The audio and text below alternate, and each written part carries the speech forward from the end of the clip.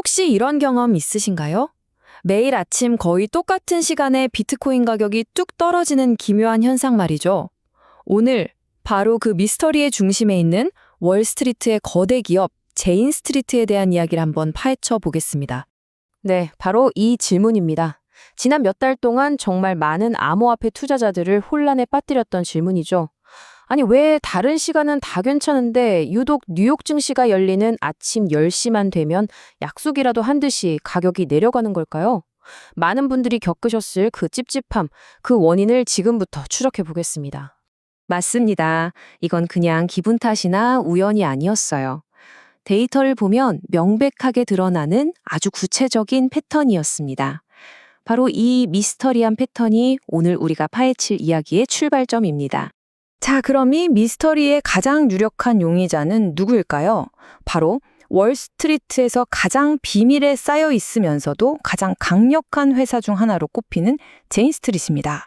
제인스트리트는요, 우리가 흔히 생각하는 그런 투자 회사가 아닙니다.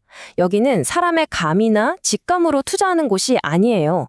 대신 천재적인 수학자들이 만든 정교한 모델과 슈퍼컴퓨터를 이용해서 사람이 눈 깜빡할 시간보다도 훨씬 짧은 1000분의 1초 단위로 시장을 움직이는 바로 퀀트 트레이딩의 최강자입니다. 이 숫자를 한번 보시죠. 11억 달러. 우리나라 돈으로 13조 원이 넘는 돈입니다. 이게 뭐냐면 제인스트리트가 2025년 딱 한 분기, 그러니까 단 3개월 만에 벌어들인 수익이에요. 이들이 시장에서 얼마나 막강한 영향력을 가진 플레이어인지 이 숫자 하나만 봐도 바로 감이 오시죠?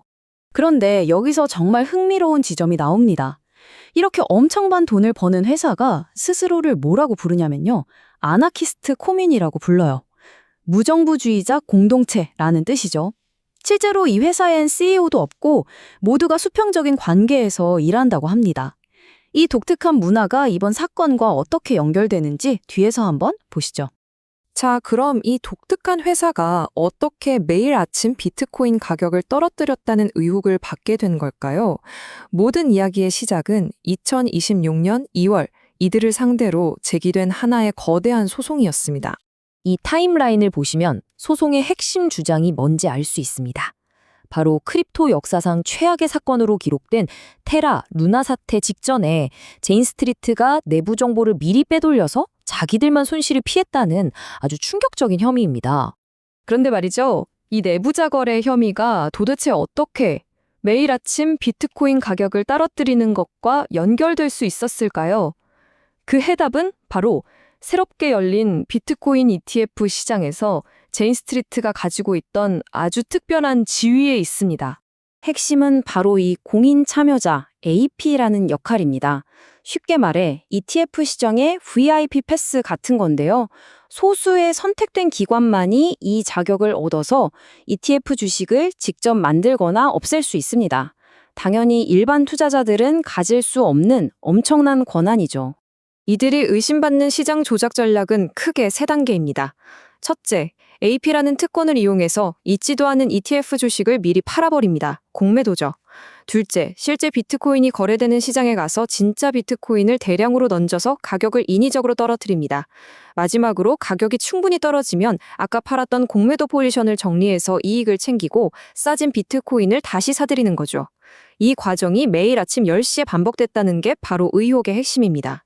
이걸 들으면 에이, 너무 영화 같은 이야기 아니야? 라고 생각하실 수도 있어요. 그런데요, 불과 몇 달 전에 전혀 다른 나라 시장에서 놀라울 만큼 비슷한 사건이 실제로 있었습니다. 바로 인도 시장에서의 제재의 기록입니다. 인도 규제 당국이 제인스트리트가 현물 시장을 조작해서 파생상품 시장에서 부당 이익을 챙겼다고 유죄 판결을 내린 건데요. 방식이 지금 비트코인 시장에서 제기된 의혹과 소름 돋게 비슷하죠. 이 과거 기록 때문에 이번 의혹이 그냥 음모론으로 치부될 수 없는 겁니다. 자, 이제 이 이야기의 가장 극적인 순간입니다. 문제의 소송이 세상에 알려진 바로 그날, 정말 믿기 힘든 일이 벌어집니다. 업계에서 아주 신뢰받는 데이터 분석 회사죠. 글래스노드의 공동 창업자가 이런 트윗을 남겼습니다. 제인스트리트 소송이 공개되자 오전 10시 매도 패턴이 기적처럼 사라졌다. 이 한 문장이 당시 크립토 커뮤니티가 느꼈던 충격과 놀라움을 그대로 보여줍니다. 그리고 데이터가 이 기적을 증명합니다. 보세요.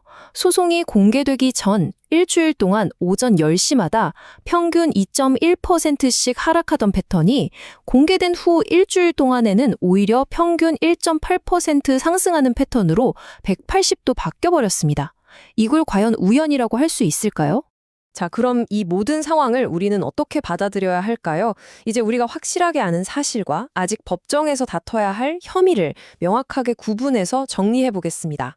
물론 제인 스트리트 측은 이 모든 혐의가 근거 없다고 강력하게 부인하고 있습니다. 그렇기 때문에 우리는 사실과 주장을 냉정하게 나눠서 봐야 합니다. 오전 10시 하락 패턴이 실제로 존재했다. 그리고 소송이 공개된 후 그 패턴이 멈췄다는 건 팩트입니다. 하지만 그 원인이 오직 제인 스트리트 때문이다라는 것은 아직 법정에서 진실이 가려져야 할 혐의 단계인 거죠. 그렇기 때문에 이 사건의 유무죄를 떠나서 우리 투자자들이 꼭 알아야 할 교훈은 분명합니다. 비트코인 ETF 시대가 열렸다는 건 이제 월스트리트의 거대 기관들이 비트코인 가격에 직접적인 영향을 미치는 새로운 게임이 시작됐다는 걸 의미한다는 사실입니다. 그리고 이 모든 이야기는 우리에게 아주 근본적인 질문 하나를 던집니다.